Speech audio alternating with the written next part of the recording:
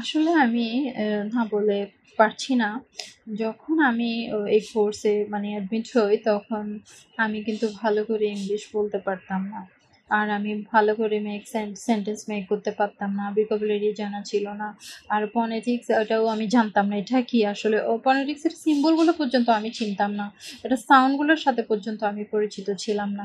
যখন আমি এখানে মানে ভর্তি হই, আসলে ওরা কিন্তু খুব মানে যত্ন সহকারে আমাদেরকে শিখাইছে সবকিছু। তারপর হচ্ছে আমাদেরকে বোঝানোর জন্য চেষ্টা করছে খুব ইজিলি।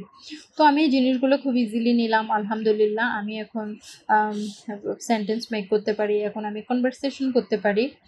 এটাই হচ্ছে সবচেয়ে বড় কথা। আমি আমি যে লক্ষ্য নিয়ে অ্যাকচুয়ালি আমি ইংলিশ হুজুর একাডেমিতে আমি কোর্সটা নিলাম, আমার সেই পুরো লক্ষ্যটাই আমি ফুলফিল করতে পারছি।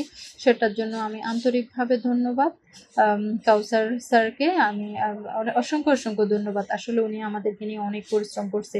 ইভেন খুব সুন্দরভাবে আমাদেরকে সবকিছু শেখানোর জন্য ট্রাই করছে। এটাই হচ্ছে আলহামদুলিল্লাহ। Thank you so much.